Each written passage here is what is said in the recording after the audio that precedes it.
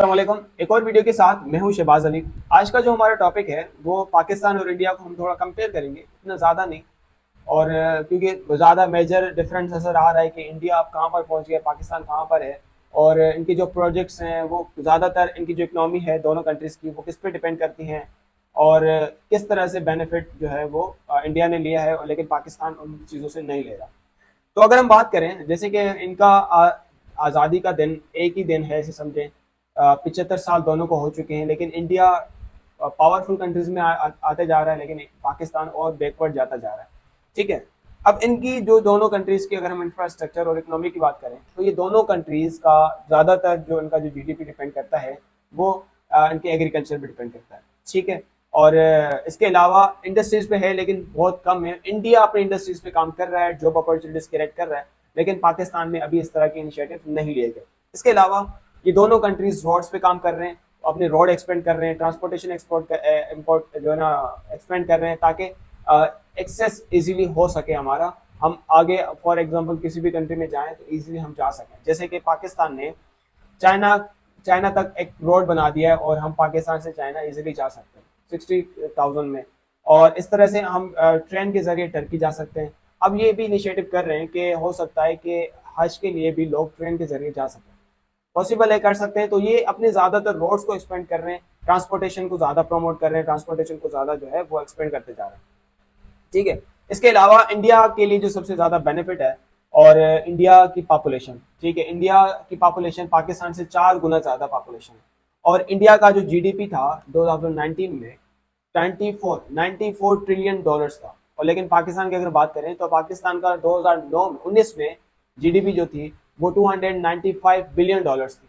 तो कहाँ 94 trillion dollars, और कहाँ 295 बिलियन डॉलर्स। ठीक है। तो इस तरह का थोड़ा डिफरेंस है पाकिस्तान की जीडीपी में और इंडिया की जीडीपी में। दोनों कंट्रीज इंफ्रास्ट्रक्चर पे काम कर रही हैं, दोनों कंट्रीज अपने रोड्स को एक्सपेंड कर रही हैं, दोनों कंट्रीज ट्रांसपोर्टेशन को एक्सपेंड कर रही हैं, मेट्रो मोटर्स बना रही हैं, जो है ना इलेक्ट्रिक इलेक्ट्रिक गाड़ियाँ जो है ना लॉन्च कर रहे हैं, इलेक्ट्रिक गाड़ियाँ आ रही हैं। पाकिस्तान ने तो अभी इस तरह का कोई काम नहीं किया। पाकिस्तान तो इम्पोर्ट कर रहा है। बसें जो आई हैं वो चाइना से आई हैं। इस तरह की इलेक्ट्रिक जो बसें आ रही हैं वो किसी और कंट्री से मंगवाई जा रही हैं।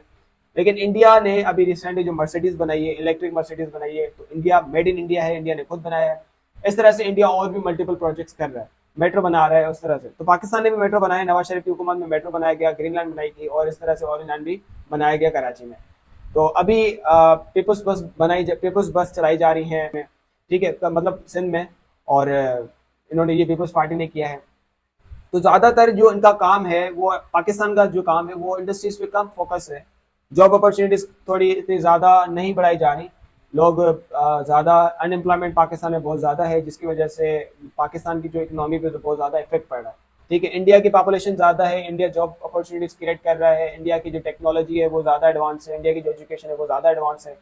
तो उन चीज़ों से वो लोग फ़ायदा उठा रहे हैं, और इसीलिए इंडिया की जो इकनॉमी है वो ज़्यादा एडवांस होती जा रही है, और उनकी जो जीडीपी है वो ज़्यादा इंक्रीज होती जा रही है। ठीक है। अभी रिसेंटली इंडिया ने जो भी प्रोजेक्ट्स किए हैं, उन प्रोजेक्ट्स से इंडिया की इकनॉमी पे बहुत ज़्यादा असर पड़ा है।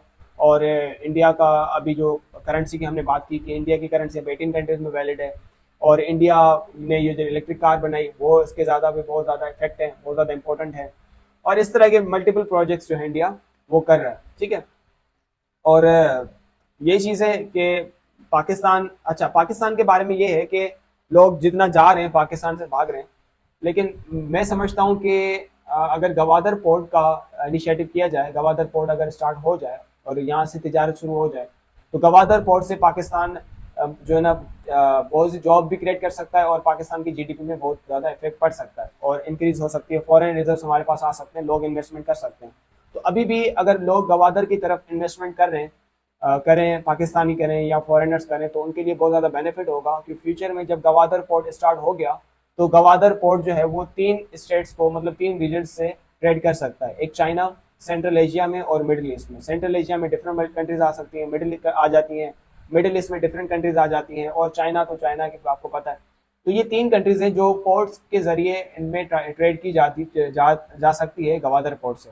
इसके अलावा यहाँ का अगर एयरपोर्ट रनवे शुरू किया जाए गवादर का, तो यहाँ से लोग गवादर से दुबई 65 मिनट्स में जा सकते हैं।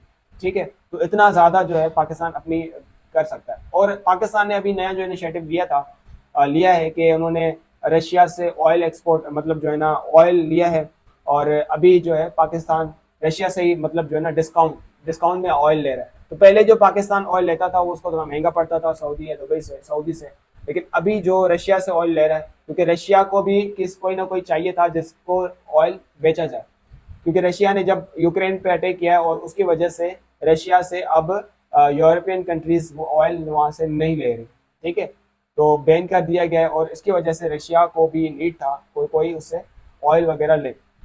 तो पाकिस्तान ने उनके साथ ट्रेड किया है और पाकिस्तान उनसे ऑयल ले रहा है और डिस्काउंट में ले रहा है। ये पाकिस्तान के लिए बेनिफिट है और एशिया की इकोनॉमी के लिए भी बेनिफिट है। तो आगे देखते हैं कि पाकिस्तान का फ्यूचर है, पाकिस्तान का फ्यूचर स्टेबल हो सकता है, पाकिस्तान बैकवर्ड कंट्री से थोड़ी डेवलप कंट्रीज में आ सकता है। और जैसे कि मोहम्मद बिन कासिम अब्दुल करीम ने पेशगोई की है कि वो पाकिस्तान जो है वो पावरफुल जो कंट्री बन सकता है और यूरोप और अमेरिका पाकिस्तान से लोन ले सकते हैं।